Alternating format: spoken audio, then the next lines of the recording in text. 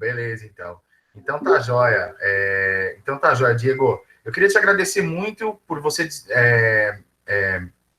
se prontificar, né, em dar palestra aí para os nossos alunos, tudo mais, né? E queria deixar o convite para próximas palestras, e aí, se tudo der certo, em ambiente presencial, a gente junto, lá na São Judas, né? Para a gente poder tomar um café, conversar bastante, tá? Uhum.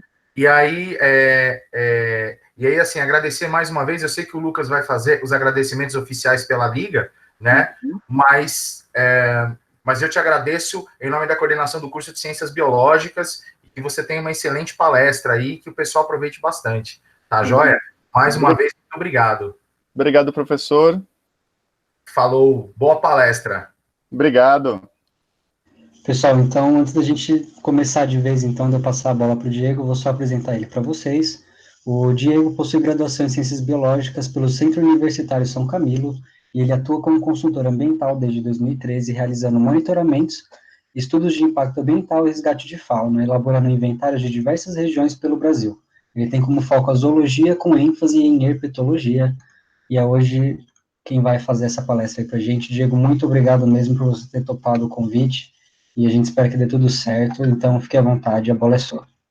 Que isso, Lucas, obrigado né, obrigado pelo convite, acho que é super bem-vindo, principalmente nesse cenário que a gente está passando, né, às vezes as pessoas desanimam um pouquinho com as aulas, aula online, muitas vezes não é a mesma coisa que a aula presencial, mas acho que fazer uma atividade um pouco diferente dá uma estimulada um pouquinho, né, na gente continuar querendo aprender e tudo mais. Deixa eu colocar só aqui.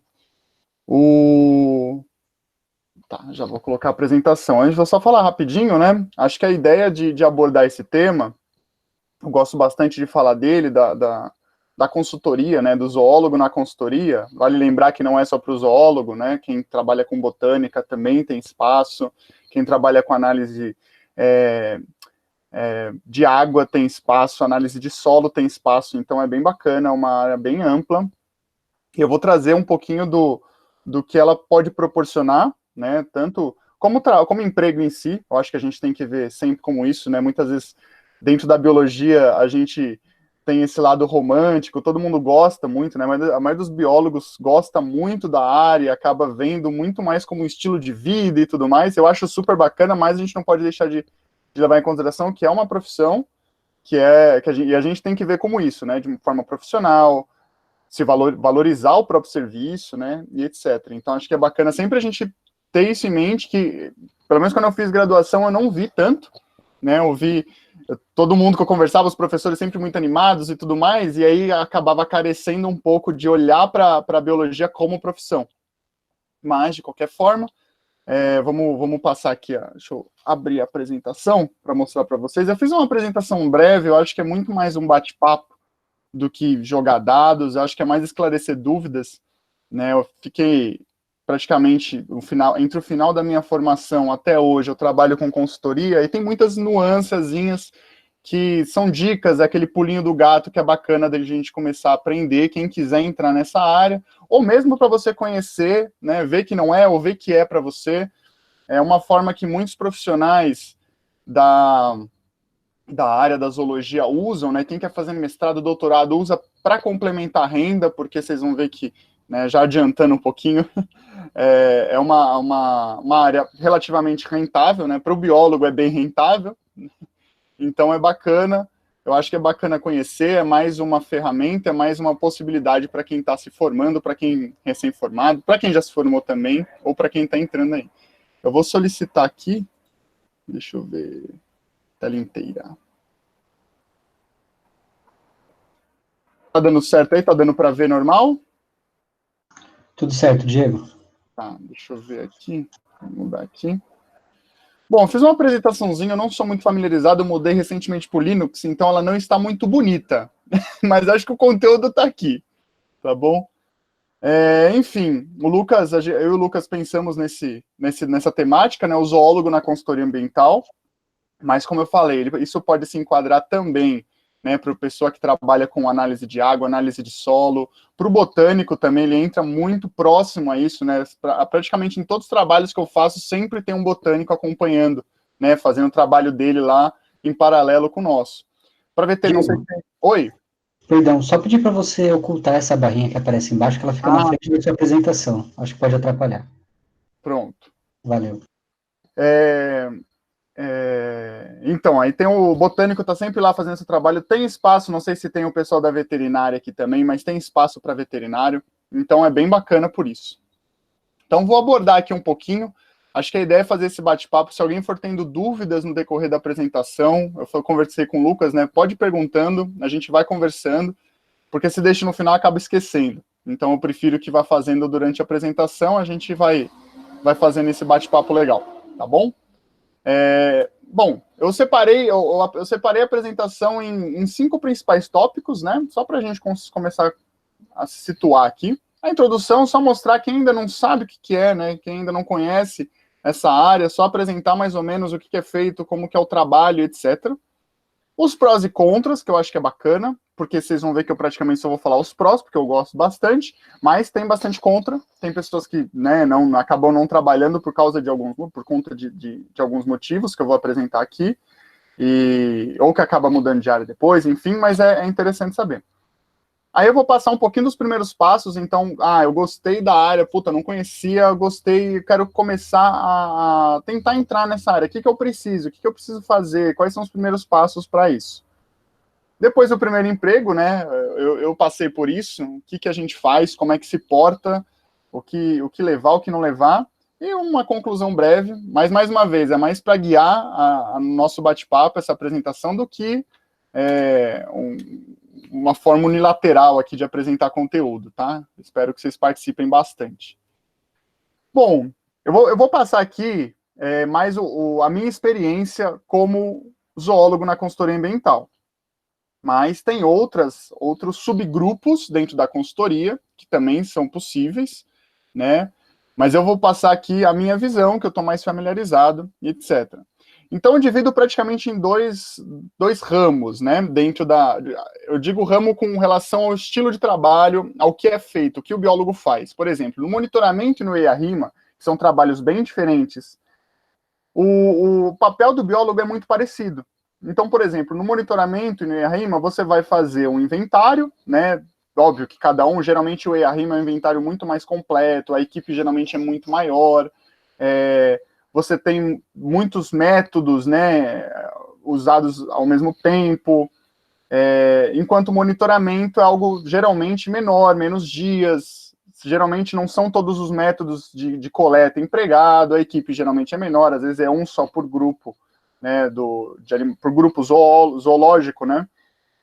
Então, mas eles são parecidos, as metodologias são muito parecidas. Já o resgate de fauna é bem diferente, por isso aqui eu dividi os dois, né, esses dois subgrupos.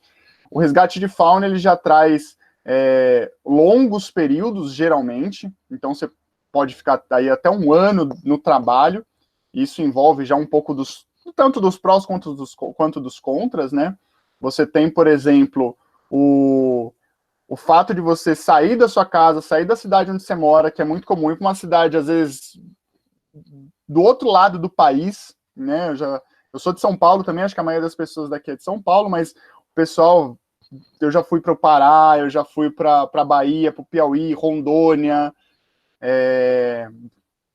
já fui para Minas, já fui para Goiás, então, assim, o único lugar que eu não fiz resgate até agora foi em São Paulo, mas para muitos estados você acaba indo, geralmente são cidades pequenas, então, assim, tem esses pontos a ser levantados, né? Então, você vai ficar longe de família, às vezes o lugar não é muito estruturado, às vezes é uma cidadezinha, beira de estrada, que você não vai ter um shopping center, você não vai ter um lugar para sair no final de semana, né? Uma balada, enfim, qualquer coisa do tipo. Então, tem que levar isso em consideração, né? Para mim, eu gosto, eu acho super bacana, então deu certo, é o meu perfil. Mas, se você não tem, você não conseguiria, né, nem tentar, por exemplo, vale a pena refletir um pouquinho sobre isso, tá bom? Enfim, aqui eu coloquei só alguns exemplos, esse aqui foi do último monitoramento que eu fiz, foi no Rio, né? Então, você tem os métodos aqui, você tem, né, aqui eu trabalho sempre com herpeto, mas nesse, como era um trabalho bem pequeno, eram 3 profissionais só, eu estava com herpetofauna, né, que é os répteis e anfíbios, essa amiga minha aqui, essa colega de trabalho, estava com a mastofauna, mas só com pequenos, não tinha médios e grandes, pequenos mamíferos, e tinha também pequenos mamíferos e morcegos, e tinha também um representante da avifauna que estava ajudando a gente lá da ornitologia. Então, aqui os pitfalls, né, os famosos pitfalls. Então, entender essas metodologias é importante também, vou falar um pouquinho disso. A busca ativa, aqui a busca ativa noturna, as redes de neblina, né, a rede de neblina tanto para morcego quanto para aves, a gente usou, tá?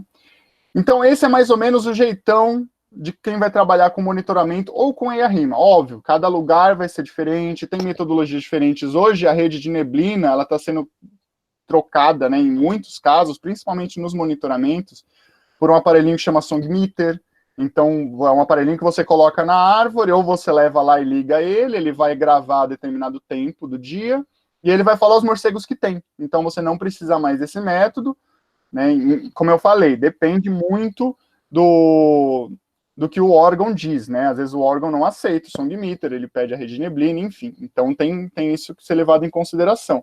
Mas você tem essas outras metodologias que você precisa entender, aprender como fazer, e saber que existem, né? Quer trabalhar com morcego, por exemplo, você tem que saber como funciona o Songmeter, como trabalhar com ele, etc. E com a rede de neblina também. Então, esse é o jeitão, geralmente, de um trabalho de monitoramento e a rima. É um trabalho que, geralmente, você fica mais solto, né? Vocês vão ver que aqui eu praticamente não estou usando os EPIs, né, capacete, tem alguns que solicitam, mas no geral não precisa. Você tem o campo noturno, que eu acho super bacana, você tem os métodos de coleta, muito diferente, por exemplo, esse daqui já é um caso de um resgate de fauna, esse aqui foi lá no Piauí. Então, o resgate de fauna, eu vou falar um pouquinho dele, mas ele é basicamente isso, né, você vai acompanhar a supressão vegetal, né, nesse caso aqui, era um parque solar, né, energia fotovoltaica que estava sendo feito lá. Então, você acompanha a máquina enquanto ela faz a supressão vegetal e você acompanha tanto antes, né, geralmente a gente faz afugentamento, a gente passa antes para ver se tem alguma coisa, tem alguns locais que eles sugerem o uso de algum aparelho sonoro, então buzina, alguma coisa para ajudar a afugentar os bichos, ou depois, né, que a gente vendo se tem algum animal, alguma coisa assim. Então, você vê que é bem diferente. Aqui você já vê a pessoa totalmente, né, EPI em todos os locais, então, capacete, óculos de proteção, luva, colete com as faixas aqui, a perneira, no outro também eu estava de bota, né, mas aqui a perneira, uma perneira que eles deram lá, porque aqui, como era uma área de transição Cerrado Caatinga, tinha muito espinho, então eles forneceram, então é bem diferente, ele te deixa, você está dentro de um ambiente de obra, né? E vale ressaltar aqui a ideia de cada um também, que eu acho bacana, para vocês entenderem. Né? O resgate de fauna, então, ele acontece durante a instalação da obra.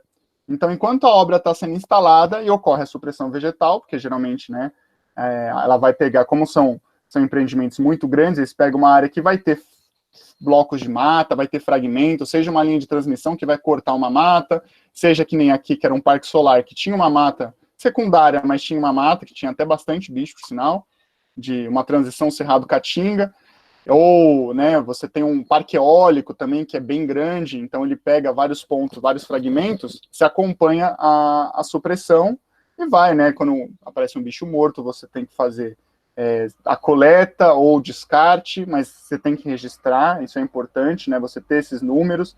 Quando aparece um bicho machucado, geralmente tem um setas associado à obra, que você vai levar o animal lá para o veterinário. Então tem todos esses, e quando o animal está bom, geralmente você só faz a captura e realocação.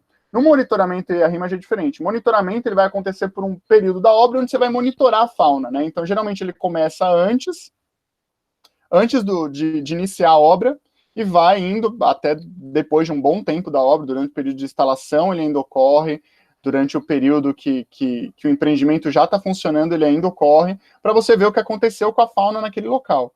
Então, ela diminuiu, as espécies mudaram, tem muito mais espécies generalistas do que as que tinha antes, então é bem bacana por isso, ele vai te mostrando uma fotografia, né, do que é aquela fauna ao longo do tempo, e como a obra influencia isso.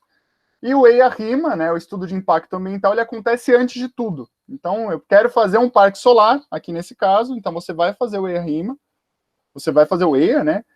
E vai para entender o que tem aqui, né? Quais são os animais que tem, quais as plantas, como é que é o solo. Tem um trabalho também para quem é do social, então a comunidade aqui próxima, nas comunidades que vão ser influenciadas por isso, o que vai acontecer com a comunidade, o que eles acham sobre isso. Então, é um trabalho muito maior, porque vai ser o que vai gerar o relatório inicial para começar a trabalhar em cima dessa área, tá bom? Só para contextualizar. Agora eu separei um pouquinho dos prós e contras, como eu falei, eu fiz questão de colocar aqui, porque vocês vão ver que eu falo muito bem, assim, eu gosto muito da área, né, não falo porque eu gosto, né, então eu achei legal colocar um pouquinho dos contras. Diego, Claro. tá me ouvindo? Posso tirar uma dúvida, antes de você passar para a próxima parte? Eu tenho muita dúvida em relação à inserção no mercado de trabalho de consultoria ambiental. Tá. No caso, você que trabalha com EPETO, você se especializou depois da graduação? Como que foi para você conseguir contato para conseguir trabalhar? Ah, legal. Demorou muito tempo depois da graduação para você conseguir, de fato, entrar nesse mercado de trabalho e pegar vários trabalhos? Não, ótima pergunta. Eu acho que isso vai ser o cerne dessa apresentação aqui. Eu vou falar bastante sobre isso, mas vou dar uma prévia já, né, para a gente não se perder. Mas, assim, é um mercado de trabalho, ele é um pouco fechado, tá? Ele acaba sendo um pouco panelinha. Então, ele não é tão fácil de entrar, de você conseguir o primeiro trabalho. Mas, geralmente, né, o que eu vejo, que aconteceu comigo, que aconteceu com colegas de trabalho, depois que você consegue o primeiro trabalho, é difícil faltar. Você pode passar lá um tempinho ou outro sem algum projeto, mas é difícil você ficar sem, é difícil não aparecer mais. Né, eles vão aparecendo. Por quê? Muitas das vezes o trabalho é por indicação. A maioria, praticamente todos os trabalhos que eu tive até agora, todos foram por indicação. Né? Teve alguns que eu fui lá, mandei currículo, mas nenhum me chamou. Teve um que chamou, só que o salário era muito baixo, mas a maioria não, né? No caso, todos os trabalhos que eu já participei, todos foram indicação. Eu vou discorrer um pouco mais sobre isso mais para frente, mas só para já situar um pouquinho, mas assim, eu vou dar algumas dicas que ajudam bastante na hora de ingressar nesse mercado, que é um mercado muito bacana, tá bom? Vamos lá, então. Beleza, obrigada. Nada. Vou passar um pouquinho dos contras, só para vocês entenderem. Aqui os contras eu coloquei mais do ponto do resgate de fauna, que eu acho que é onde tem mais contras, né? É um trabalho que você tem que ter uma cabeça bem forte. Não que se você não gostar disso, não tem uma cabeça forte, mas assim, tem que ter um perfil para isso, tá bom? Então isso é uma coisa que vocês vão ver muito. Né? Eu espero que nenhum biólogo goste de ver bicho morto. Mas assim, se você for trabalhar com resgate de fauna, isso vai ser sua rotina, você vai ver isso praticamente todo dia, dependendo da obra, né? Às vezes você vê mais, às vezes você vê menos, né? Por exemplo, uma linha de transmissão que tem muito menos supressão, a supressão ela é só uma faixa, você vê muito, não tem tanta máquina trabalhando, né? Isso daí geralmente é máquina, você vai ver muito menos, mas vai acontecer eventualmente. Assim, a pessoa tem que estar disposta a lidar com isso, né? Não é todo mundo que tá. Então, esse eu já coloquei logo um tatu, né? Todo mundo ama os tatuzinhos, então coloquei já para ver que acontece, né? Isso acontece, aparece rato, aparece às vezes aquele bicho, né? Já aconteceu comigo, né? Eu trabalho com herpetologia, né? Eu sempre foquei meus estudos na herpetologia.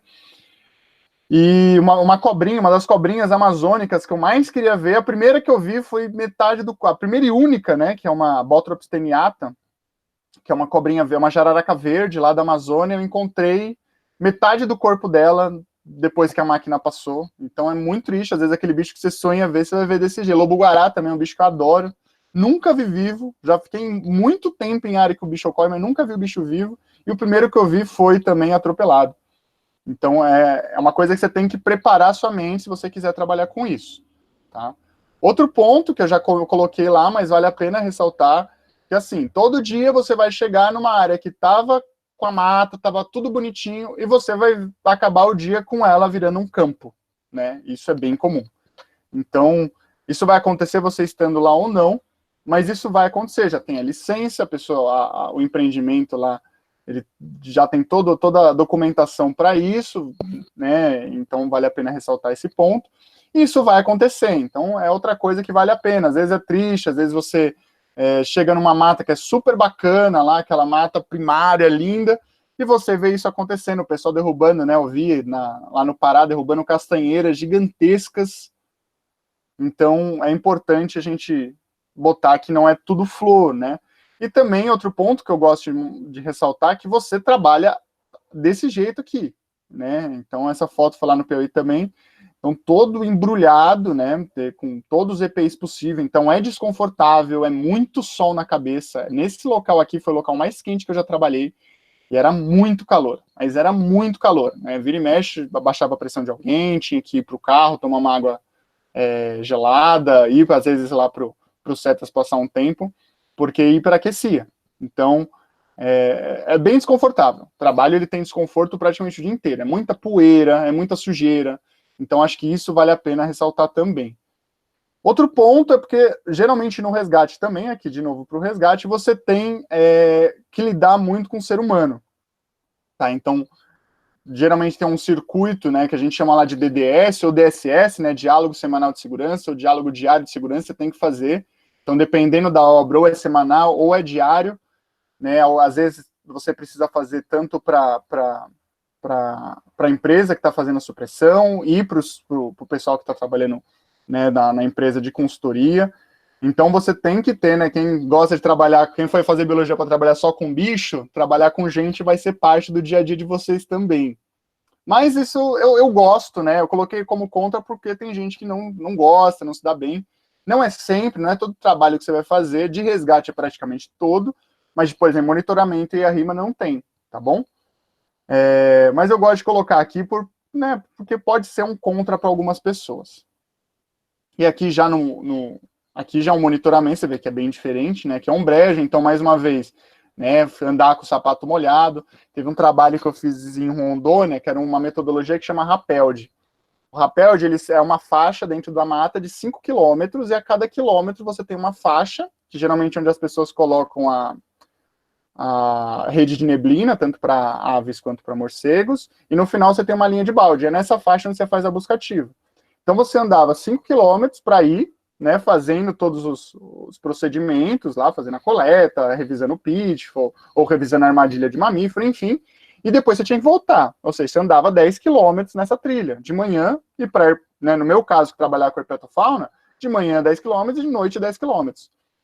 E no começo, no primeiro quilômetro da última campanha que a gente fez, era uma área que ficou alagada. Então, logo de cara, você entrava na trilha e molhava até o joelho de água, né? Entrava até o joelho na água, tinha que andar lá uns 300 metros assim, ou seja, você andava 10 quilômetros com o sapato encharcado, com a bota encharcada. Então, como eu falei, é desconfortável muitas vezes, em muitos dos casos, tá bom? Então, acho que é legal ressaltar isso. Agora, vamos para os prós, que é o mais gostoso, e a partir de agora vocês vão ver praticamente só pró dessa área. Ah, não, tem essa aqui também, esqueci. Aqui em alguns trabalhos, né, principalmente de resgate, as pessoas que fazem o resgate também têm que lidar com abelhas, vespas. E, por exemplo, nesse caso aqui, era uma que estava no container, e quando a gente encontrava as apis, né, as abelhas, a Europa italiana, aquela, né, mais comum, abelha com ferrão, aquela mais comum que tem amarelinha e preta, a gente tinha que eliminar. Então, você vê que tem até um SBP aqui, né? E era parte do PBA, a gente tinha que seguir o PBA, isso já tinha sido aprovado e tudo mais, né? Não tinha muito o que fazer. Depois a gente foi conversar com o nosso coordenador do meio ambiente e a gente conseguiu começar a fazer um projeto para realocar as abelhas ou fornecer a colmeia para apicultores locais, o que era muito legal. Mas assim, nesse trabalho eu não fiquei até o fim, eu saí antes, porque apareceu outra proposta, mas estava caminhando, né? Então a gente já tinha feito contato com o apicultor, ele foi lá, levou as caixas, a gente estava começando a caminhar nesse sentido. Então dá para mudar, mas de início, quando a gente chegou e aparecia muita abelha, que foi na Bahia, aparecia muita abelha, muita vespa, muito marimbondo, né? Marimbondinho pequenininho, eles chamam de Exu lá. E a maioria, né, no caso das abelhas, era eliminar mesmo. Então, é mais uma coisa, às vezes, desconfortável para um biólogo, mas tá lá, tá no PBA, você pode até tentar mudar, como a gente tentou fazer, mas tem que fazer, tá bom? Então, às vezes, você vai lidar com coisas que não é tão a favor e tudo mais. Então, agora vamos para os prós. Chega de falar da parte ruim. Acho que o principal pró, né, que a gente tem é que a gente tem a oportunidade de chegar perto dos animais silvestres que a gente tanto gosta, que a gente, muitos biólogos que gostam da zoologia vão para estudar esses animais e sonham em trabalhar no campo com eles. E no resgate, no monitoramento, no EIA-RIMA, você consegue trabalhar com eles assim, né? Isso aqui é uma cascavel, acho que foi a maior cascavel que eu já vi. Eu não tô perto aqui, tá, gente? Aqui, como a câmera é numa tele, dá impressão, né? Faz uma compressão de perspectiva aqui, parece que eu tô do ladinho dela, mas aqui eu tava mais ou menos 1,5 m, 2 metros de distância, né? Bem distante dela, não chegava nem esse tamanho, então o bote dela nunca chega em mim, mas parece que eu tô coladinho, acho por isso que ficou tão legal a foto. Mas também, quem não gosta de cobra, tem um tatuzinho, que é um tatu peba, também nessa mesma área, esses dois foram lá no resgate do Piauí. Então é muito bacana, é muito gratificante você poder, às vezes, resgatar um bicho que está machucado. Teve caso a gente pegou muitos preás nessa obra, né, parece um porquinho da Índia, e teve um até que foi muito bacana, que ele quebrou o fêmur, né, e a gente, o que vai fazer? Será que vai ter que eutanasiar? E a gente começou a conversar, conversamos, né, junto com a veterinária. Ela falou, não, a gente pode tentar amputar a perna dele, né, e ver se a gente consegue fazer a relocação e tudo mais. E a gente fez, né, até então, a princípio a gente pensou em eutanásia, mas aí pensou nessa possibilidade, e fez, deu certo, o bichinho ficou super esperto mesmo com 3 patas, né, óbvio que ele perdeu uma pata, mas conseguiu continuar vivo, continuou cumprindo seu papel ecológico. Tem vídeo, até eu não coloco o vídeo, porque sempre que eu tentei colocar vídeo de apresentação, nunca deu certo, sempre travou, ficou sem som, então nesse eu preferi não colocar, mas quem quiser eu posso mandar o vídeo. E tinha um vídeo, na hora que a gente, depois de algum tempo que a gente ficou com ele, né, até cicatrizar 100%, a gente treinou, fez todo o trabalho para ele acostumar a andar com 3 patas, pegar agilidade com as 3 patas, e quando soltou, tem um vídeo de fazendo soltura, ele correndo, muito rápido até, por sinal. Então foi bem gratificante, assim, né? Você conseguiu que um animal com um fêmur quebrado nunca ia sobreviver, né? Se a gente não tivesse interceptado ele no meio do caminho.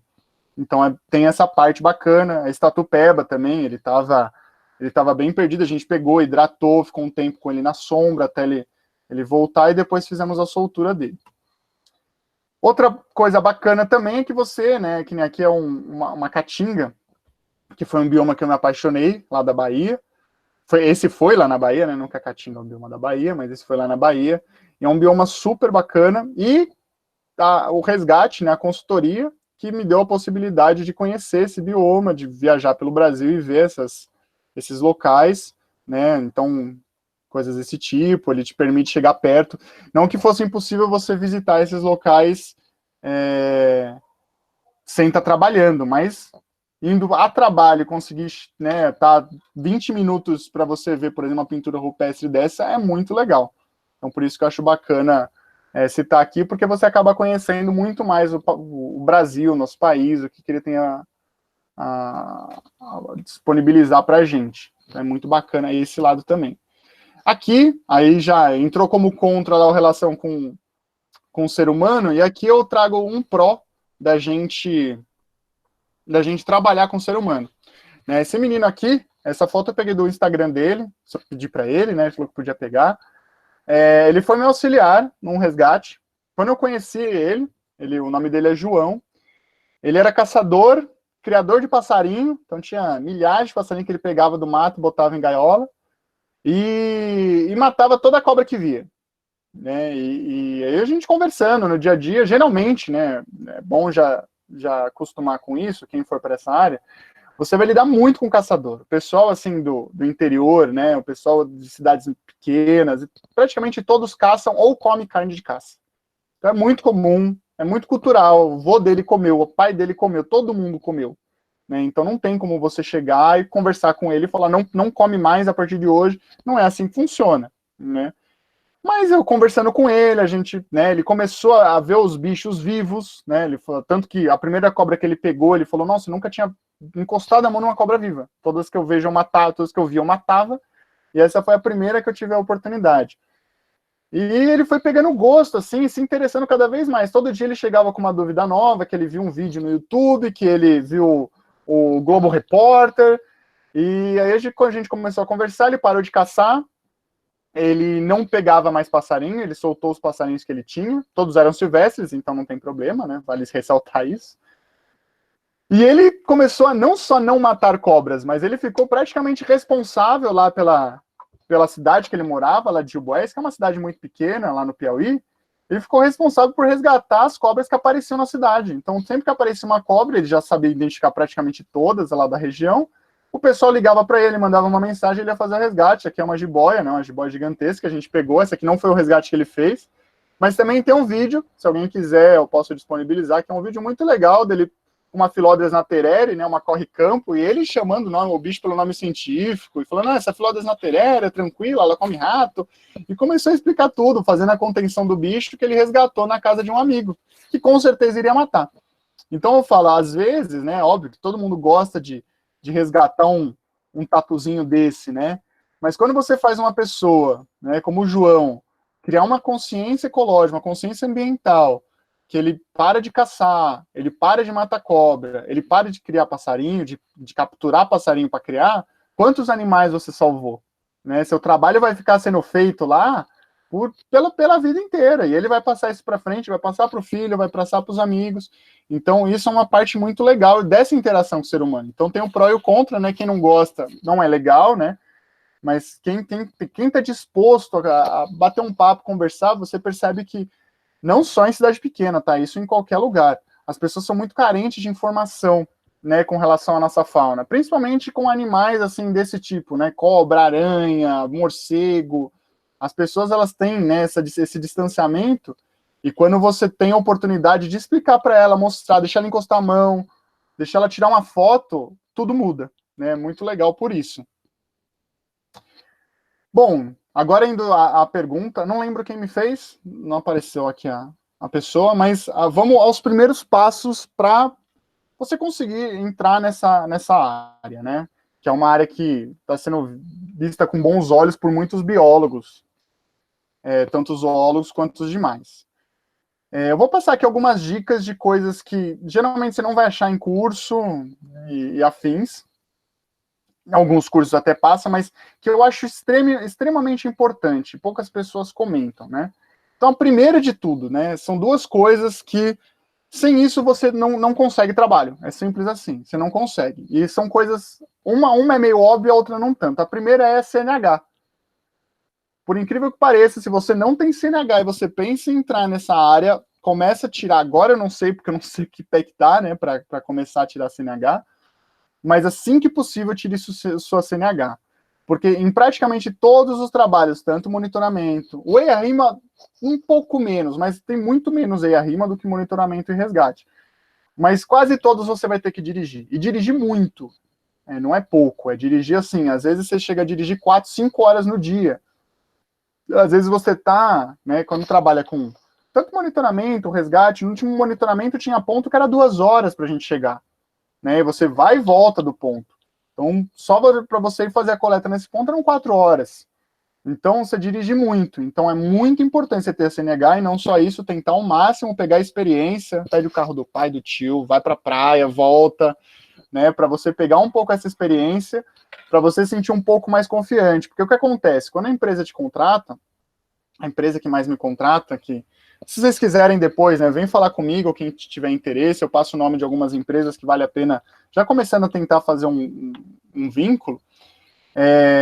O que ela faz? Ela me contrata, manda a passagem de avião, só que geralmente a passagem de avião não é para a cidade que você vai trabalhar, porque a cidade que você vai trabalhar geralmente é uma cidade muito pequena e não tem aeroporto próximo.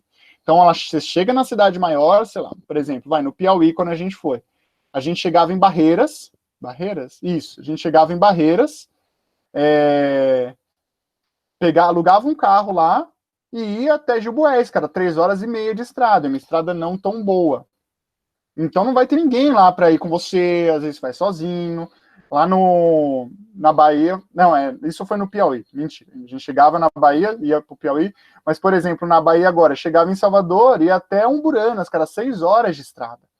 Então, é muito importante, então, tentar pegar o máximo de experiência possível, ter a CNH é de extrema importância, e tentar pegar essa experiência para ficar mais confiante na hora de levar o carro. CRBio ter sempre em dia, isso é índice. Eu já perdi um trabalho, fiquei extremamente irritado, porque eu perdi um trabalho bom, porque meu CRBio, quando eu fiz o intercâmbio, quando eu voltei, ele não estava em dia, aí eu fui deixando para lá e apareceu um trabalho pedindo meu CRBio, eu falei, não, mas não tem como se o seu CRBio não está em dia. Aí eu acabei perdendo um trabalho, que ia me ajudar muito, porque eu não paguei anuidade, sabe? Coisa assim. Uma coisa que resolveria muito fácil, uma diária da consultoria pagaria anuidade e eu perdi um trabalho bom. Então, mantenha o CRBio em dia, tudo certinho. Quem acaba de se formar já consegue, né? Não precisa ter o diploma ainda. Tem um CRBio, acho que é o secundário, não lembro o nome, mas é um CRBio para quem acabou de se formar e depois tem um CRBio definitivo. Mas não, o CRBio secundário é de outro estado. Mas presta atenção com relação a isso. Sempre tem o CRBio em dia, tá bom? E aqui vai algumas dicas um pouco mais, já para quem já tem essas duas bem bonitinhas, e também para quem está na graduação, na metade, no começo. Aqui sai um pouco do resgate de fauna, tá? Aqui entra mais na parte de monitoramento e o EIA-RIMA, o EIA, né? O estudo de impacto. Escolher um grupo zoológico, né? Eu vejo extremamente importante isso, né? Porque geralmente as pessoas não contratam um biólogo, ela vai contratar um ornitólogo, um herpetólogo, né? Geralmente em monitoramento você tem aí 1 ou 2 por grupo, né? Então, eu preciso de 2 herpetólogos, 2 mastozoólogos e 2 ornitólogos. Aí, às vezes, o mastozoólogo faz os 2, né? Faz pequenos, médios e grandes. Às vezes você tem um para pequenos, um para médios e grandes. Mas sempre assim, sempre então direcionado a algum grupo dentro da zoologia. Então eu sei que muitas pessoas gostam da ideia de ser polivalente, estudar todos os grupos, mas eu, pelo menos, né, não tenho a capacidade de conseguir identificar, por exemplo, e saber todas as metodologias de coleta de todos os grupos. Então é muito, muito interessante, quem quiser entrar nessa área, escolher um grupo, tá, que se identifica mais, para ser o grupo que você vai trabalhar nas consultorias. Então, os grupos que eu vejo mais trabalho, mas mais uma vez, porque como eu trabalho com herpetofauna, é muito mais fácil eu ver os grupos também de vertebrados e tudo mais. Tem um professor aí que trabalha com as aranhas, talvez depois ele possa dar uma palhinha para a gente como é que funciona nos invertebrados, mas também eu já trabalhei com pessoas que trabalhavam com borboleta, com cupim, mas como o meu foco é herpetofauna, então geralmente eu trabalho com ornitólogos, mastozoólogos e com o pessoal da herpetofauna também, né? Geralmente um grupo maior. Então, esses são... Diego? Oi? Tem umas perguntas no chat, você se importa se eu ler para você? Não, claro que não. Pode ler. A Pamela, ela perguntou, a área de consultoria para pequenos mamíferos é sempre procurada? Ah, legal. A área de pequenos mamíferos, da parte de masto, eu acho que é a mais procurada. É o que eu mais vejo, porque eu nunca fiz, assim, eu não consigo trazer números, tá? Né? No Brasil tem tantos trabalhos e tantos procuram a de pequenos mamíferos.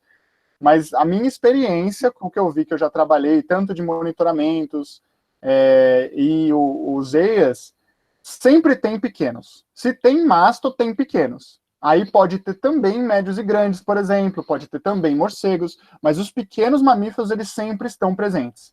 Então, ela é bem procurada, é uma área bem promissora, né? É uma área que é difícil ter profissional bom, porque identificar rato não é uma tarefa fácil, mas é uma área muito bacana, tá? É uma área que é bem procurada, sim. Beleza. E o Gabriel perguntou sobre entomologia. Entomologia. Então, como eu falei, né? Eu não consigo passar para você um panorama real, porque geralmente os trabalhos... Quem trabalha comigo é o pessoal dos vertebrados também. Mas eu conheço pessoas que trabalhavam, por exemplo, em Giral, tinha um amigo meu que trabalhava com cupins. Quando eu fui lá para Tabajara, lá em Rondônia também, tinha um pessoal que trabalhava com borboletas. Então tem campo, eu só não consigo informar exatamente o quão grande, o quão vasto é o campo para os entomólogos. Eu sei que, por exemplo, uma área bacana, que eu via bastante gente trabalhar quando eu estava fazendo mais os monitoramentos, mais os EIAs, na verdade, né?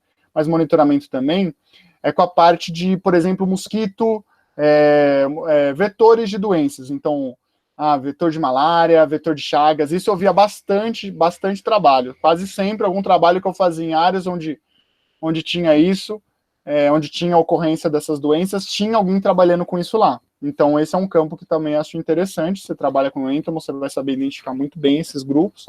Então, pode ajudar nesse sentido. Mas aí eu acho que o professor que trabalha com as aranhas vai conseguir dar um panorama mais real do que o meu. Que tem trabalho, tem. Eu só não sei o quanto tem, entendeu? Tem mais alguma?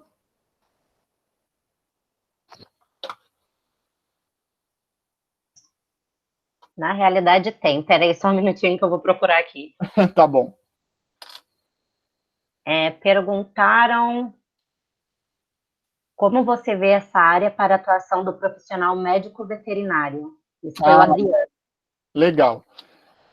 O médico veterinário nessa área tem bastante campo também. Geralmente é voltado mais para o resgate. Tá? Monitoramento e EIA eu nunca vi. Também não consigo enquadrar um veterinário, né, dentro disso.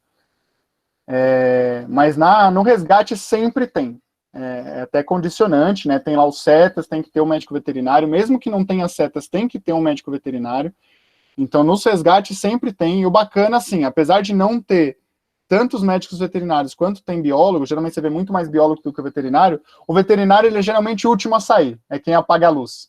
Então, você tem uma obra que vai durar 2 anos, né, de implementação lá, de instalação.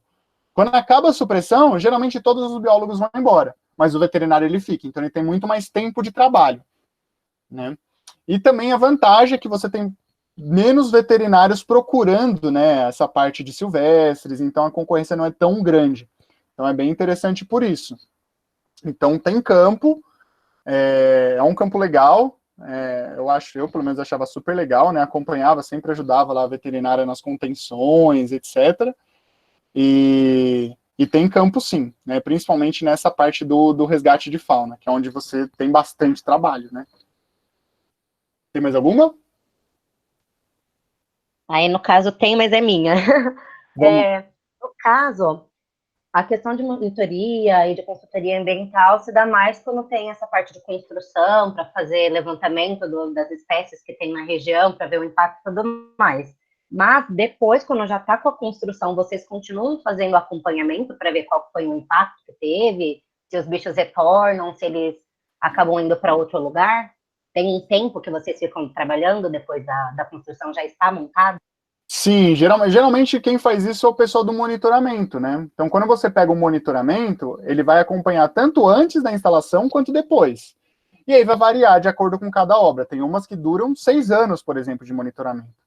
Os monitoramentos, eles não são igual ao resgate, você não fica full time, né? Você não fica instalado. No resgate você fica, geralmente você tem que mudar para a cidade e tudo mais. No monitoramento, não. Geralmente é coisa de entre 10 e 20 dias, né? Não passando muito disso, e menos que isso é difícil também. Então, entre 10 e 20 dias aí a média.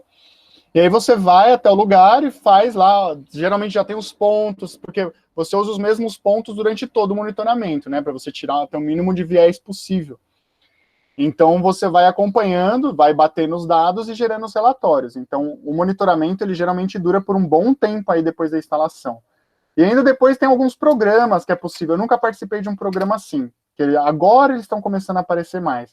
Mas às vezes tem. Então, por exemplo, você tem uma área que tem bastante lobo-guará, por exemplo. Né? Ou tem lá uma área que não tinha e tem um lobo-guará, e aí as pessoas vão fazer o acompanhamento. Então, às vezes tem algum programa específico de lobo-guará. Ah, não, mentira, eu já fiz um. No último trabalho que eu fui, no Rio, tinha um programa com jacaré do papo amarelo, né, que eles encontraram lá em um dos monitoramentos, conseguiram abrir um programa, só que aí o programa era junto com o monitoramento. Então, você fazia o monitoramento e fazia, por exemplo, a focagem noturna para achar os bichos, implementava uma metodologia, mas esse acompanhamento dos jacarés de lá, ele ia depois até do monitoramento, ele ia mais uns anos depois. Então tem, né, quando acaba a instalação da obra, tem esse trabalho também. E depois também, geralmente no final, quando a obra vai sair do lugar, também tem algumas etapas da consultoria. Tem monitoramentos também, etc. Tá bom? Beleza, obrigada. Nada. Bom, então, continuando, né, a gente já falou um pouquinho dos grupos, da importância de você escolher um grupo. Eu até estava falando com uma amiga minha esses dias, né, ela veio Falou, pô, eu quero começar na consultoria, como é que eu faço? Ah, mas eu gosto de aves, eu gosto de macacos, eu gosto de... Falei, olha, é super bacana, é legal você ser polivalente, mas depois que a empresa já te notou. Então, por exemplo, se você vai trabalhar, você manda um currículo, vai começar com uma conversa com a empresa, e você coloca lá no seu currículo, você trabalha com tudo, dificilmente a empresa vai te dar uma credibilidade, porque, como eu falei, né, é muito difícil, imagina, eu trabalho com aves, eu trabalho com masto, pô, mas a pessoa sabe identificar todas as aves, sabe o canto de todas as aves, sabe identificar todos os mamíferos, sabe identificar rastro, sabe identificar a vocalização dos mamíferos, então é muita coisa, né, você pode gostar, você pode até ser uma pessoa iluminada que consegue trabalhar com tudo, mas é importante você focar num grupo e depois que a empresa te notar, você vai mostrando que você tem essa capacidade, né? Porque é comum a empresa falar, você conhece alguém que trabalha com tal coisa? Depois que você já está lá dentro, a empresa tem uma certa confiança em você. E aí, se você se sentir confiante, sei lá, eu trabalho com, sei lá, você está trabalhando com mastro, e aí a empresa pergunta, tem um próximo trabalho aqui, mas se de um ornitólogo, você conhece alguém? Se você se sentir confiante, falar, eu posso ir que eu consigo, né? Eu já tenho experiência em rede de neblina, já tenho experiência em censo, enfim. Mas eu acho de início é interessante ter pelo menos um grupo que você conheça bem. Aí depois, se quiser tentar expandir isso daí para os outros, pode tentar também. Aqui também, né, se vinculando a uma instituição de pesquisa. Isso eu acho bem bacana por dois principais motivos. Primeiro, porque vai facilitar no estudo dessa parte aqui, né? Então, quando você se vincula a uma instituição de pesquisa, né, seja um museu, um instituto em si, um zoológico, qualquer coisa, você já vai estar trabalhando com profissionais, geralmente profissionais de ponta, que conhecem muito bem o grupo. Quando você tiver uma dúvida, você já tem a quem recorrer, né, bem específico daquela área. Então, isso vai te ajudar nesse sentido. Outra coisa que eu acho bem interessante, e que eu negligenciei por muito tempo e colhi alguns frutos apodrecidos ultimamente, foi o fato de você conseguir, por exemplo, publicar dados que você coleta durante as consultorias, né? Óbvio, tem que ver, tá? Não pode ir publicando tudo, você tem que ver com a empresa, tem toda uma questão ética envolvida, mas geralmente as empresas não se importam com isso, você vai lá, manda um e-mail, explica tudo certinho, bota nos agradecimentos e a empresa fica feliz.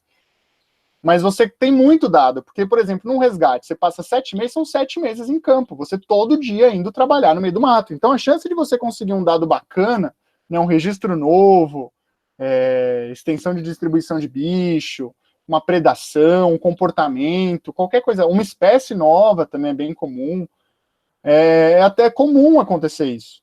Então, e se você está numa instituição de pesquisa, você consegue publicar seus dados. Né, se você está vinculado, não precisa estar lá todo dia, mas você está vinculado, você tem um vínculo com aquela instituição, às vezes você consegue levar material, né, os animais que acabam sendo mortos, né, ou eutanasiados, você consegue mandar para a instituição que você está trabalhando, as empresas são tranquilas com relação a isso. Então você faz esse vínculo aí entre esse link, né, e você consegue publicar. Né, eu, por muito tempo, negligenciei, teve vários dados que dava para ter publicado, eu acabei, deixa para lá, vai engavetando, recentemente eu passei por um processo seletivo para entrar no mestrado, e eles consideravam 5 anos do currículo, e eu já saí da faculdade faz bem mais 5 anos, acabou que uma boa parte das coisas que eu fiz, né, porque quando você está na graduação, quando você é mais produtivo, academicamente falando, assim, né? A não ser que você continue mestrado, doutorado, aí você continua a sua produção. Mas resumo em congresso, monitorias, participação de eventos, cursos e afins, e até notinhas, eu deixei de ganhar por causa disso. Eu tinha só uma notinha, 2 resumos, que foi o que contabilizou, e acabei perdendo muito ponto. Se eu tivesse publicado aí uns 2 ou 3 trabalhinhos, que facilmente seria muito fácil de ter publicado, não teria passado por isso. Então, mantenham os seus currículos minimamente em dia, porque em algum momento pode cobrar. E aí, se você precisa melhorar o currículo, aí dá muito trabalho, de um dia para o outro, né? Então, a importância de você manter esse vínculo. E outra coisa também, por exemplo, eu consegui o meu primeiro trabalho estando numa instituição de pesquisa, que é bem comum. Então, a empresa, às vezes, tem alguma relação com o professor, com algum pesquisador, e aí ela fala, estou precisando de 5 ornitólogos. né, fala para o professor vai lá e fala, preciso de 5 para ir para campo assim, assim, assim, quem que topa? Ah, eu, então, se você está nesse bolo, você já consegue seu primeiro trabalho. Foi assim que aconteceu comigo, né, teve um trabalho lá em Rondônia, a empresa chegou para o meu professor, falou, olha, eu preciso de 6 herpetólogos para ir.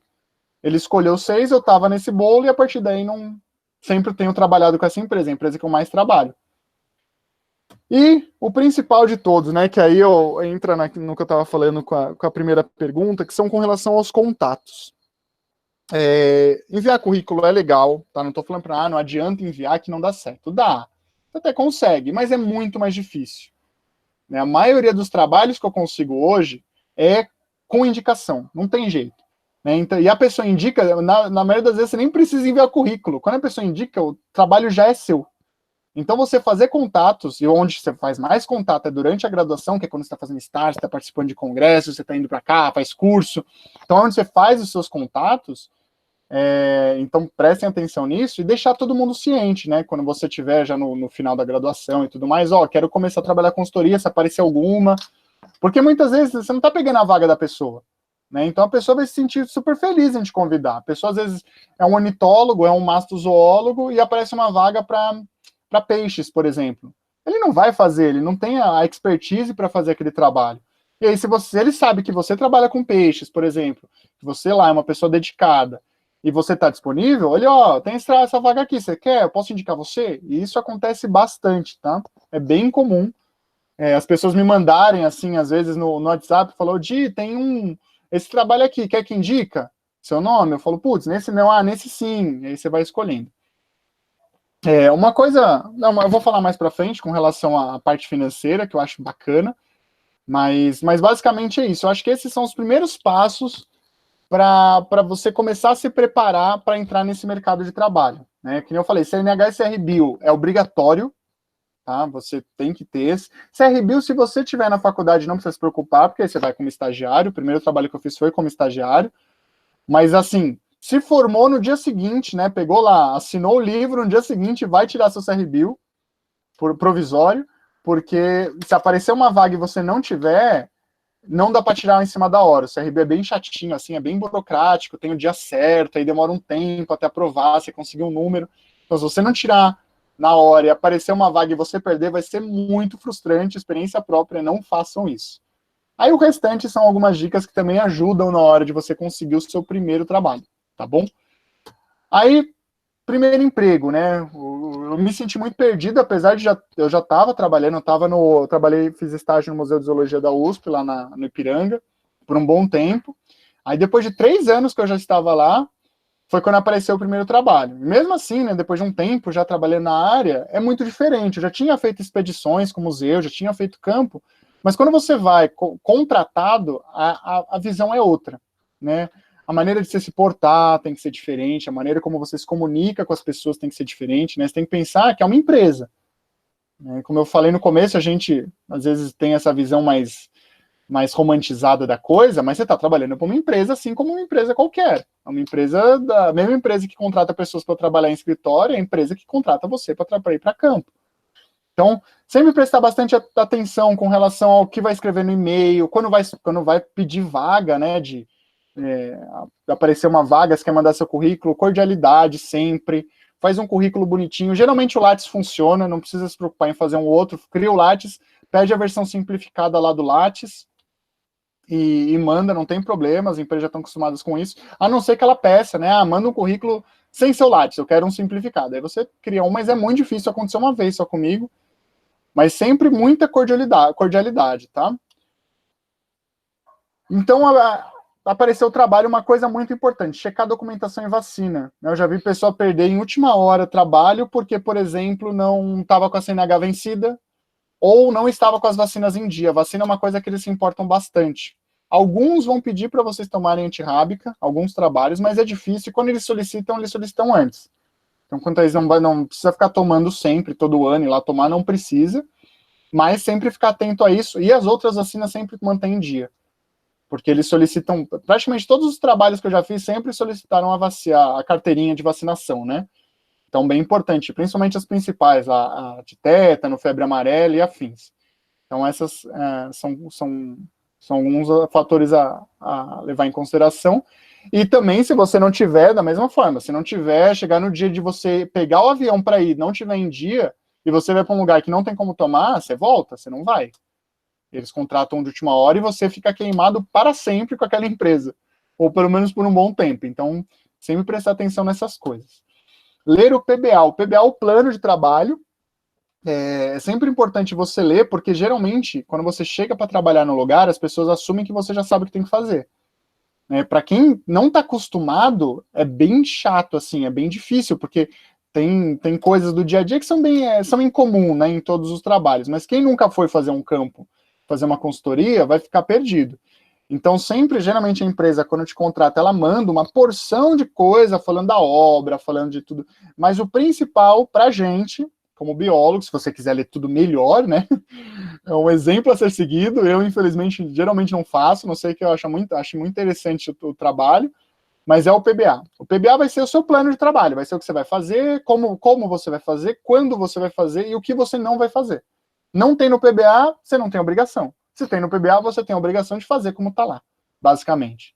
Então, uma maneira até de você se resguardar, né? Geralmente, quando as pessoas, né, nas penúltimas obras que eu fiz, não tinha no PBA, por exemplo, tirar colmeias. Então, quando a pessoa vinha pedir, se você não, a gente acabava fazendo por politicagem, né, para criar uma boa relação, mas assim, não estava lá escrito. Então, as pessoas ficavam muito mais tranquilas quando vinham pedir, falavam, ó, não está no PBA, mas a gente vai tirar. Então, é até uma maneira de você mostrar que está inteirado do assunto. Então, esses 2 pontos são importantes. Um outro ponto que eu acho bem importante, eu já passei nervoso com isso com o pessoal em campo, é equipamento de campo. Aqui é uma foto do último campo que eu fiz, um monitoramento, né, você vê que não tem os capacetes, as coisas. A empresa, geralmente, ela te dá o básico necessário, mas o básico, na maioria dos casos, das situações, não é suficiente. Então, é importante você ter o seu equipamento próprio, né? Você vai montando ele de acordo com o que você vai sentindo a necessidade, mas é muito importante você ter isso com você. Por exemplo, lanterna, né? Você vai fazer um monitoramento que tem campo noturno. Praticamente todo monitoramento vai ter lá coleta noturna, se for, por exemplo, o pessoal da Herpeto. Você tem que ter uma lanterna, porque se você pedir para a empresa uma lanterna, ela vai te dar aquela que compra no mercado, de pilha, aquelas pilhas gigantes que não ilumina nada, e você não vai achar um bicho. Então, assim, você até pode falar, não, é a obrigação da empresa dar. Mas a obrigação da empresa dar é qualquer uma. Então, vai montando o seu kit de campo, né? Vai montando lá, você ter a lanterna, você ter uma câmera, né? Não precisa ser uma câmera top, mas tem uma câmerazinha, ou o celular serve, mas se você não quiser levar o celular para campo, um caderninho de anotação, você vai, né, ter o seu repelente, ter o seu protetor solar. Isso é muito importante, porque, como eu falei, a empresa, ela é obrigada a te dar os equipamentos básicos, mas, por exemplo, ela é obrigada a te dar o capacete e o óculos de proteção. Mas uma balaclava, para você não ficar tomando sol na nuca o dia inteiro, ou um chapéu, ela não é obrigada a te dar. E por mais que você passe protetor, se você estiver lá no Nordestão, no meio da Caatinga, tomando sol o dia inteiro na nuca, vai baixar sua pressão, você vai ter uma insolação, não tem jeito. Então, são detalhes, né, que vale a pena ser ressaltados. É que roupa de campo, bota geralmente a empresa também dá. Mas, né, como eu falei, ela dá o que ela acha que tem que dar. Algumas empresas são mais legais, é umas botas boas, outras vai comprar mais barata que tiver. E aquela que vai rasgar no campo, vai pegar um espinho, vai furar. Então, são detalhes importantes. E eu já fui para campo, por exemplo, a pessoa não tinha lanterna, ou não tinha capa de chuva, e aí é um problemão, né? Você acaba atrapalhando o seu campo, porque a pessoa acaba trabalhando no campo de outra pessoa, porque você não tem um equipamento básico. Outro ponto é estudar a área, né? Aqui é só um exemplo, mas geralmente tem os artigos, você não precisa comprar livro, óbvio que se comprar os guias é melhor, mas tem os artigos que ajudam, então você vai fazer um monitoramento, um EIA, numa área que você não conhece, sempre, né, tem uma prévia lá da fauna que você pode encontrar. Geralmente os trabalhos, eles têm, né, uma lista de prováveis, que eles chamam. Mas é uma lista, assim, que é sempre feita mais ou menos, é feita daquele jeito, porque não tem rigor científico, nada. Simplesmente a pessoa vai, pega os levantamentos do entorno, às vezes do estado, joga lá na lista e fala, isso aqui que pode ter. Né? É um guia para você ter, mais ou menos, mas não vai ser a realidade. Então, se preparar é muito importante.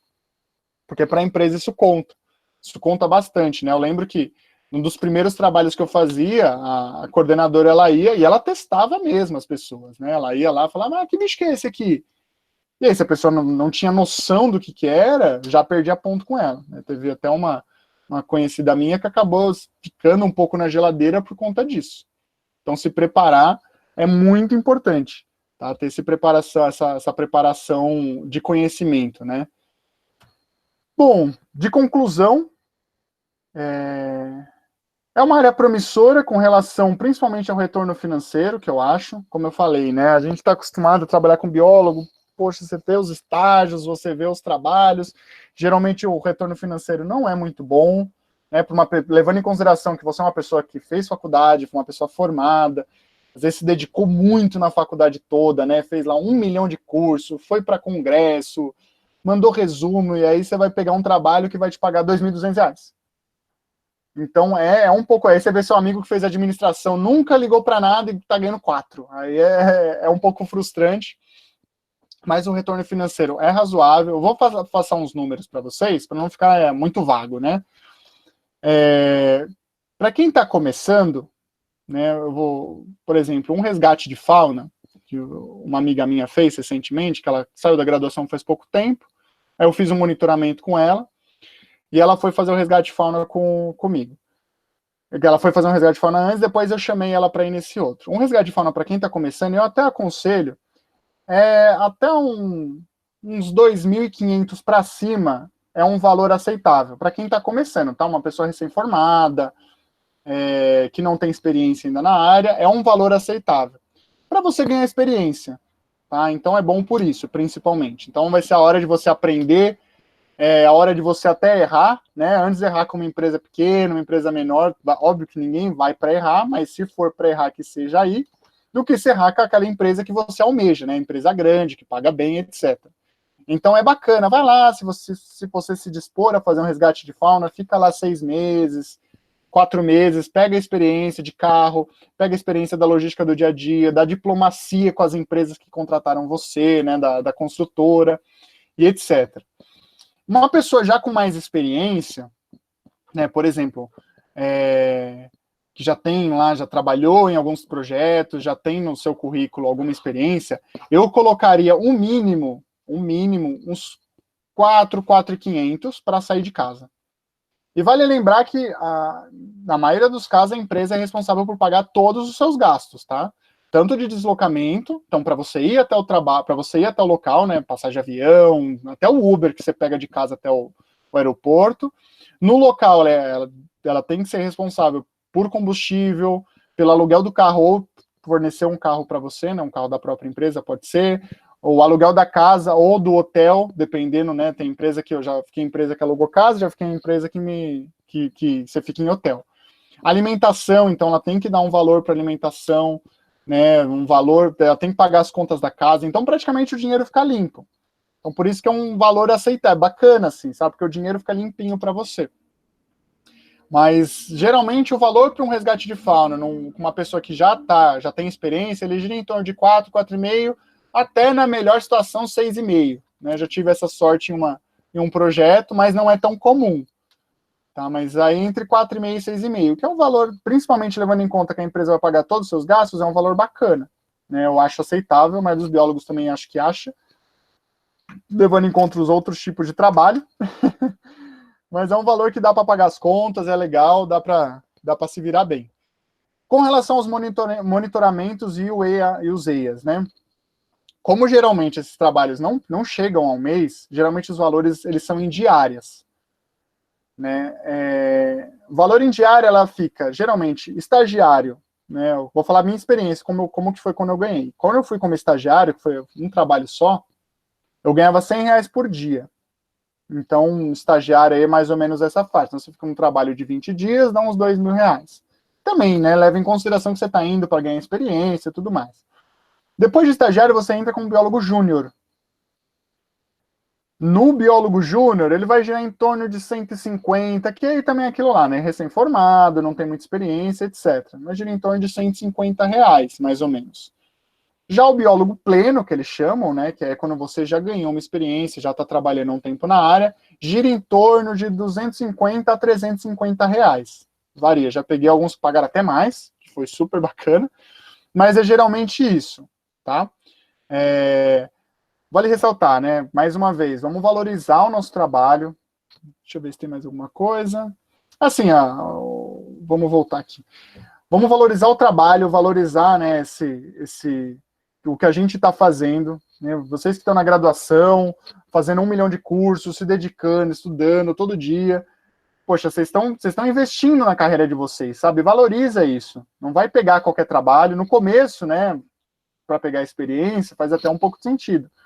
Mas não vai pegar qualquer trabalho sempre, né? Tenha em mente, não vai trabalhar de graça para uma empresa. Ver o que a empresa vai te proporcionar, né? Ver os benefícios que ela vai dar. Porque, por exemplo, uma coisa que vale a pena ressaltar, carro em consultoria, principalmente em resgate, eles quebram. Então, é importantíssimo que o carro esteja sobre cuidados da empresa e não o seu. Porque geralmente tem que pegar estradas horríveis e a chance de você furar um pneu, quebrar uma suspensão é muito alta, por mais que você tenha super prudência em dirigir. Né? Já teve obra que todos os carros quebraram. Não tem jeito, ó. A estrada é horrível, a estrada de chão, cheia de pedra. Você vai encaixar uma pedra uma hora, você vai pegar um buraco, você vai atolar. Então, é importante que isso esteja sob cuidados da empresa. Gasolina, a mesma coisa. Já teve trabalho que eu fui que eu gastava 80, 100 reais de gasolina por dia. Então, imagina se a empresa te paga 2.800 e você tem que gastar 100 reais por dia. Você vai estar pagando para trabalhar. Então, sempre tomar cuidado com isso. Às vezes o salário é bom, vai ser 4 mil, mas a empresa não paga combustível. Tá, mas onde que eu vou trabalhar? É longe? Porque se for do lado, tudo bem, mas se for longe, eu já não quero, não vale a pena. Então, sempre tomar cuidado com isso e valorizar seu trabalho. Né? Vocês são profissionais, vocês estão se formando para ser profissionais e se vejam como tal. Tá bom? Assim como qualquer outra profissão, assim como qualquer outra área. Contato direto com a fauna silvestre também é algo que, né, eu acho que é um dos principais motivos que as pessoas vão para as consultorias, o financeiro e o contato com a fauna silvestre, que é muito legal, né, não tem condição, além de possibilitar você, como eu falei, produzir dentro da parte científica, né, produzir artigos e etc., também é o prazer pessoal mesmo, né, de você, que eu gosto muito de fotografar, então, para mim, tirar foto desses bichos é algo sensacional. Então, vale a pena ressaltar isso aqui também. Vale a pena também levantar as dificuldades do dia a dia, né? Não é tudo mil flores, que nem eu falei, você vai pegar a estrada ruim. Do último trabalho, me deu hérnia de disco, porque era uma estrada muito ruim que a gente pegava, pulava muito, o carro não tinha uma suspensão boa. Então, sempre tomar cuidado com isso, né? Eu negligenciei, devia ter me preocupado em questionar isso com a empresa, talvez ter melhorado a suspensão, ter comprado alguma coisa, algum estofado diferente, enfim. Mas não é fácil, é muito sol. Tem dia que você não vê nada de bicho, você fica no sol o dia inteiro, na poeira o dia inteiro. O monitoramento, às vezes você vai para um lugar que não tem nenhum bicho, é pasto, e você tem que fazer o trabalho lá. Tem um contato com seres humanos, que você vai ter que entrar na fazenda da pessoa, vai ter que pedir solicitação, às vezes a pessoa está brava com a empresa que passou lá antes, então ela vai te tratar mal. Então tem muitas dificuldades. Assim como qualquer outro trabalho, tem os prós e contras, né? Mas tem muitas dificuldades que tem que ser levado em consideração. Como eu falei, é um meio fechado, né? Tem as panelinhas, mas que é possível, é bem possível entrar. Né? Basta insistir, não vai ser às vezes não vai ser na primeira oportunidade, mas se você se dedicar e ficar insistindo, vai abrir uma porta em algum momento, e como eu falei, geralmente as pessoas depois que entram, é muito difícil, só sai se você quiser. Eu até já saí 2 vezes e acabei voltando, assim, foram chamando, mandando várias oportunidades, até uma eu cheguei e falei, não, vou voltar de novo. Então, acaba sendo vantajoso por isso, né? Tem a parte ruim que é você entrar, mas depois que você entra também fica muito mais fácil. Enfim, muito obrigado. Nem sei quanto tempo deu, eu acho que deu para perceber que eu falo bastante. Aí tá meus contatos, né? Quem tiver dúvida, quiser bater um papo depois, tiver uma dúvida mais específica, que não quer falar aqui. Se alguém quiser bater um papo agora também e-mail, as redes sociais. Na rede social eu posto bastante foto do dia a dia lá do campo, dos bichos que aparecem. E acho que é isso. Vamos ver. Diego, muito obrigado. A gente agradece muito a sua palestra aí. Tem umas 3 perguntinhas que a gente acabou não fazendo para você durante a apresentação, até porque eu não queria interromper o seu raciocínio. Uhum. A gente deixava para o final agora, acho que você pode ir respondendo. Não, Enquanto isso, eu vou deixar o link para o pessoal, como prometido, para o certificado. A gente vai deixar esse link aberto, então, até às 6h50, pessoal. Aí, fique à vontade agora para fazer perguntas para o Diego. Como é que eu vejo aqui na seção dos... Acho que não dá para ir para cima, né?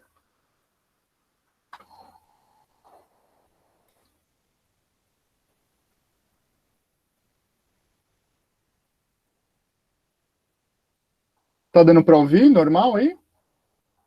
Vamos ver. Bom, tem da Pamela Mello. Para quem está começando, já está se formando. Seria bom ir como estagiário para campo para ganhar mais experiência. Pamela, dá sim. Eu acho que é super válido ir como estagiário, né? Que nem eu falei, eu fui como estagiário. E isso acabou abrindo muitas portas. Eu acho que quando a gente está na graduação, qualquer estágio é bem-vindo para a gente aprender. Deixa eu mandar aqui. Bacana para a gente aprender. Como eu falei, o retorno financeiro não vai ser muito bom, mas é o momento de você fazer contato. Então, acho que é super válido, vale muito a pena. Eu não consigo ver muitas perguntas que estão em cima, não sei por quê. Mas eu vejo as que estão passando como funciona estágios nessa área. Olha, dá para você, o Marcos perguntou, né? Os estágios na área da consultoria, eles são por 2 meios. Ou você pode solicitar diretamente com as empresas, é mais difícil. Eu conheço só um amigo que fez estágios não, 2 pessoas que fizeram estágios em empresas de consultoria, mas é possível, então vale a pena, assim como qualquer trabalho, chega lá, entrega o currículo, conversa, etc. É bom que vai ser o local, se você conseguir, vai ser um lugar para você já aprender a fazer relatório, que é muito importante. Você já vai ter o contato ali com toda a empresa. Geralmente as pessoas migram de uma empresa para outra, uma vai levar seu nome de uma para outra.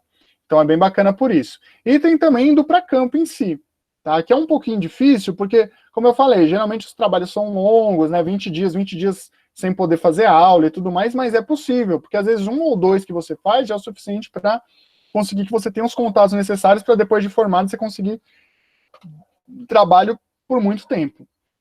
Vamos ver.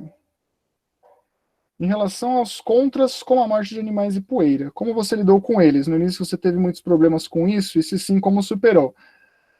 É complicado.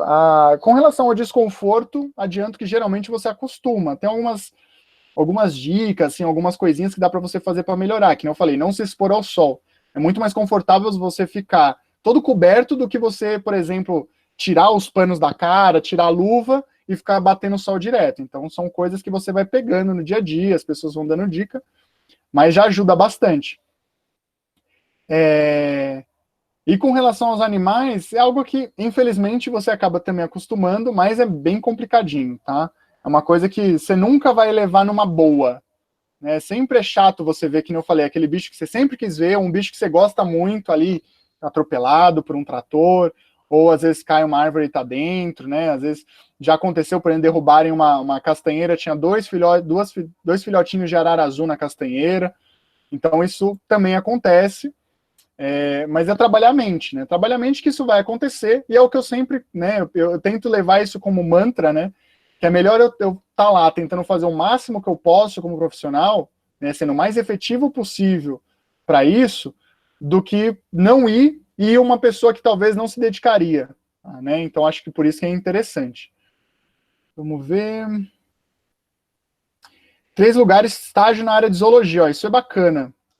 Na área de zoologia, você tem, o que eu conheço mais é o pessoal da parte da herpeto, né? Mas você tem, por exemplo, o Butantan, que não é só herpeto, né? Você tem a parte de aranhas, tem, como é que é o nome do...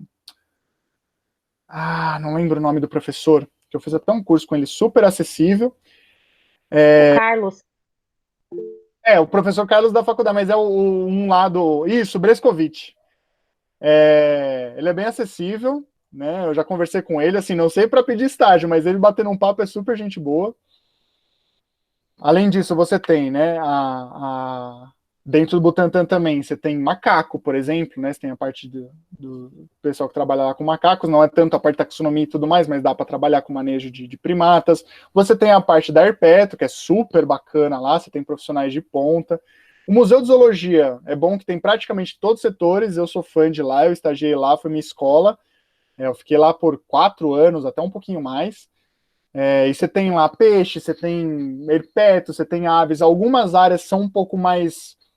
tem mais atenção do que outras, né? Então você tem algumas áreas que tem um professor superativo, outras o professor já está já está para aposentar, então não está mais querendo me saber. Mas, por exemplo, a parte de aves lá com o Luiz Fábio é super legal, ele é super acessível, se chegar a mostrar interesse, ele com certeza vai pelo menos bater um papo contigo. A da Herpeto hoje, né, que foi a área que eu fiz, tem estagiário lá, dá para tentar, mas o professor lá não está tão presente mais. Mas também, dá para conversar lá, a técnica é super gente boa. Você tem a parte de peixes com o Mário De Pina, que é um pesquisador de ponta, assim, nome internacional, é um cara que, se você quiser falar de evolução, ele é a pessoa certa. De Entomo lá é muito forte também. Além desses dois, né, Museu de Zoologia, Butantan, você tem o zoológico também é bom, aí voltando mais para o manejo de fauna, mas também é uma escola boa. O Instituto de Pesca também é legal, né? Uma área bacana para quem quer mais a parte dos peixes e tudo mais, né? Deixa eu pensar. De institutos, tem o IB da USP, também é legal, tem uns laboratórios bem legais lá. E que eu tenho de cabeça aqui em São Paulo são esses. Não sei se o professor tiver algum para complementar. Vamos ver se tem mais alguma coisa aqui. Entendi, Butantan. Quais são as principais áreas de atuação de um zoólogo? Hoje, eu pensaria principalmente área acadêmica. A área acadêmica é bem legal. É uma área que me interessa, é uma área que você sempre está aprendendo, você sempre está crescendo. Então é bacana, é uma área difícil, né? Todas as áreas para o biólogo é um pouquinho difícil, não tem jeito. Todas você vai ter que se dedicar muito para conseguir um reconhecimento, um resultado legal. Mas a área acadêmica é uma área boa, e quem gosta já faz iniciação científica, faz um PIBIC aí, se for possível, entra depois no mestrado, mas não precisa ter pressa, vai indo conforme você acha que é interessante, né? A gente está com um probleminha de bolsas, mas é possível, tem como, ainda tem uma meia dúzia de bolsa aí espalhada, dá para tentar. A consultoria é uma área que é muito bacana, mesmo para quem não quer trabalhar literalmente não, integralmente com a consultoria. Não falei, você pega aí um monitoramento a cada 3 meses, pô, já dá uma complementada legal na renda. E é bacana também, vai levar você para o campo e tudo mais. Tem as partes de manejo também, né? Lá no zoológico tem amigos que se formaram e estão lá até hoje trabalhando com manejo. Tem lá o PAP, para quem é recém-formado, Programa de Aprimoramento Profissional. Não sei se ainda tem, mas até um tempinho atrás tinha. Tem no Butantan e tem no zoológico. E é muito bacana, você vai ter um salarinho lá, não é muito bom, mas, pô, você saiu da faculdade ainda, não tá com um currículo muito bom, tá um pouco na dúvida do que fazer, o PAP é bem legal. Tá bom? Os que eu sei de cara são esses, de área de atuação, então manejo, consultoria, área acadêmica, mas deve ter mais, tá? É que eu não... Foram as áreas que eu atuei, né? Tenho dúvida se você consegue uma carga de trabalho bacana, tipo saindo de um estúdio em pá, conseguindo... Então, ó, o Thiago falou uma legal aqui. Se você consegue uma carga de trabalho bacana, né, saindo de um EIA, indo para o monitoramento para o resgate, tá?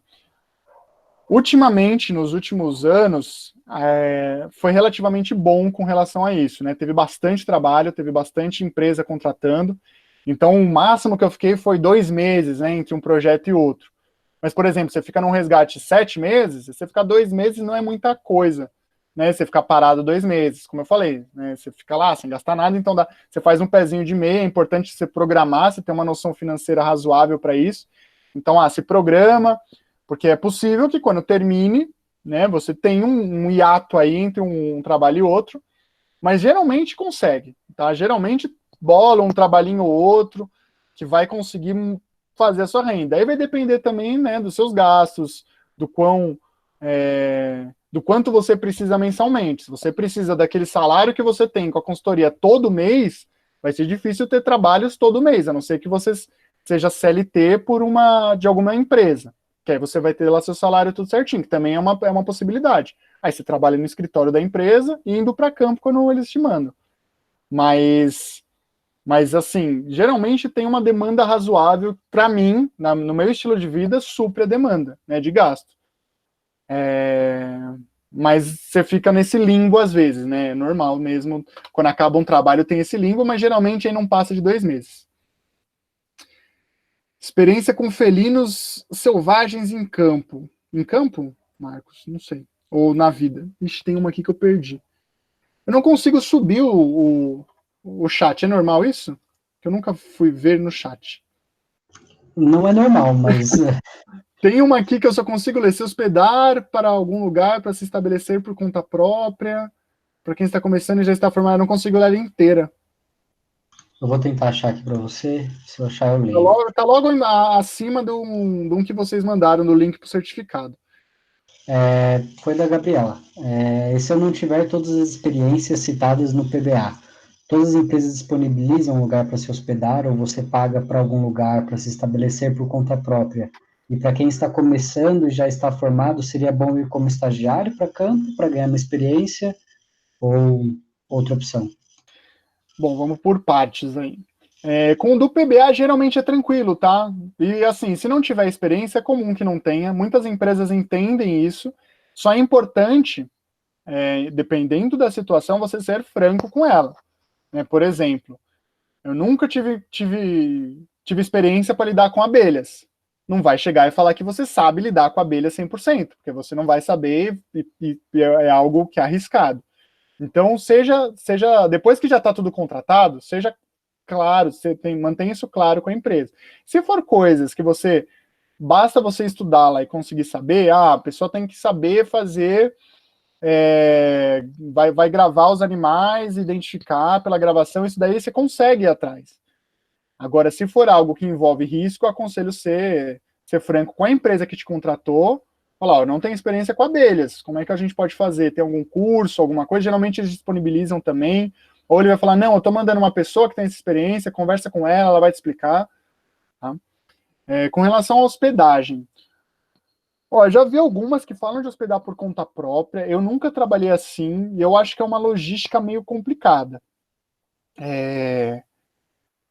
Não sei se vale a pena, acho que depende, acho que são muitas variáveis, né? O salário, se o salário for muito bom, às vezes vale a pena. Vou te pagar tantos mil para você fazer esse trabalho.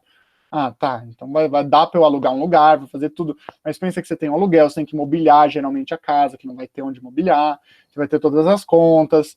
Então vai ser uma dor de cabeça a mais, além do seu trabalho, tá? Que o trabalho, geralmente, por exemplo, do resgate, que é onde você vai ter que se hospedar por conta própria, ele é um trabalho estressante, é um trabalho que você fica, como eu falei, você fica muito no sol, então você chega, você tá acabado, porque você anda muitas vezes, você fica muito no sol, você pega muita estrada, então você chega muito cansado, tem os relatórios para fazer, que não são relatórios muito complexos, geralmente o relatório de resgate é super simples, são tabelas, um relatório fotográfico simples, mas é algo a mais, então toma cuidado com isso.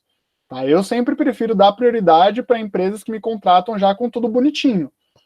Mas no começo, talvez, se você quiser arriscar, é que no começo também você tem menos experiência ainda, né? Então você se arriscar com algo que você já não sabe, num lugar que você não conhece, né? Muitas pessoas aí não têm experiência em cidades pequenas, é bem diferente.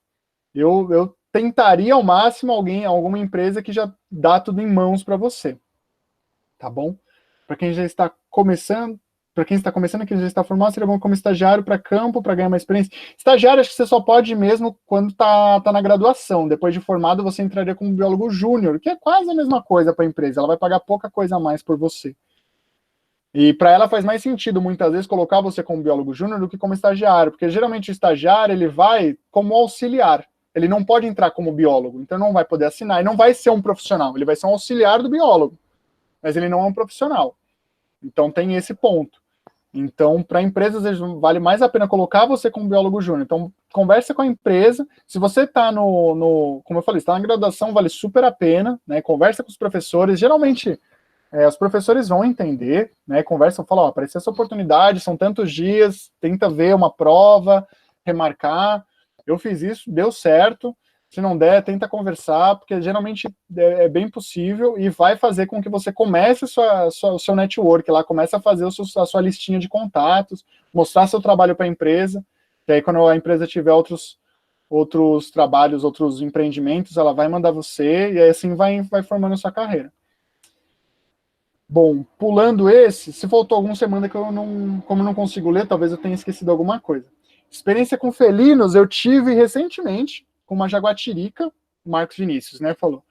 Com uma jaguatirica, já tive com onça, a gente já teve, eu tive lá no onça esturrando, assim, foi muito, muito breve.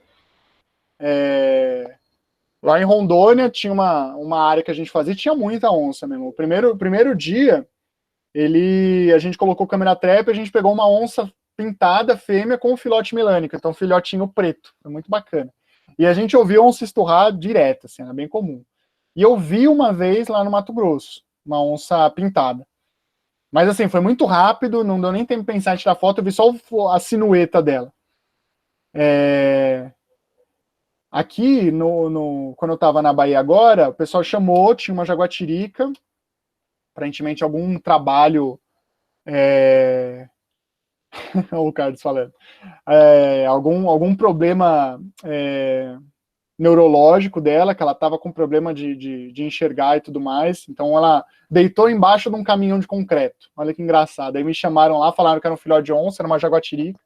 A gente fez a contenção, né, levou para a veterinária, o bicho tomou soro, fez todo o procedimento, a gente foi até um centro maior lá no Semafauna,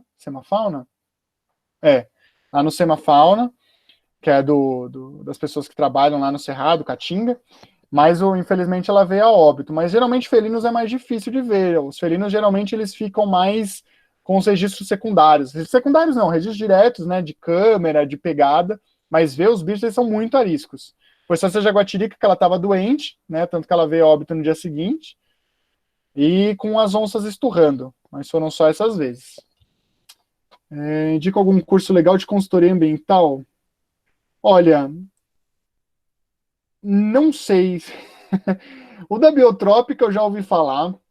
Eu não entendo muito como é que pode ter um curso que aborde temas de consultoria, que vale a pena pagar, sabe, para você aprender algumas coisas assim. Acho que vale mais a pena você bater um papo com alguém que está dentro da área e ir trocando ideia, tirando dúvidas, do que você pagar um curso. Vai ser dinheiro jogado fora? Não, é um curso, você sempre vai aprender alguma coisa. Quem está disposto, quem tem esse recurso, etc., vale a pena. Mas todos os consultores que eu trabalho, né, tanto do pessoal de monitoramento, e a RIMA, quanto o pessoal de resgate, nenhum fez curso. Tá? É importante, sim, que nem eu falei, você se preocupa. Vale mais a pena você fazer um curso, por exemplo, ou você focar em estudar o grupo zoológico que você vai trabalhar. Então, vou trabalhar com um herpeto, faz um curso de herpeto, vai fazer estágio com herpeto, vai ser muito mais produtivo do que você fazer um curso de consultoria que vai ensinar você a andar num carro 4x4. Sendo que você só vai aprender quando você for andar, né? Óbvio, como eu falei, se você tiver disponibilidade de recurso, de tempo e quiser fazer, é legal. Mas eu focaria os meus esforços nos grupos zoológicos, métodos de coleta, né? Investe em livro, que vai ser muito mais... você vai usar muito mais ele no dia a dia. Tá bom? Deixa eu ver se tem mais alguma coisa aqui. Ficar atento aos tempos dos formulários. Acho que era isso. Não sei se tiver mais algum, ô Lucas, ou qualquer um que queira ajudar, é que eu não estou conseguindo subir. Eu acho que foi tudo, só não tenho certeza se você respondeu a Maria, ela pediu algum curso legal de consultoria, tirando o da Biotrópica. Foi isso que eu falei agora, eu acho. Então tá show, foi isso mesmo. Então é isso. Bom, deixa eu só responder o Rafael. Vamos disponibilizar a gravação? Sim, a gente disponibiliza para vocês, para quem preencheu o formulário, e depois de um dia a gente coloca no Instagram também, no link, junto com as outras palestras que foram gravadas, beleza? Bem, é isso. Diego, muito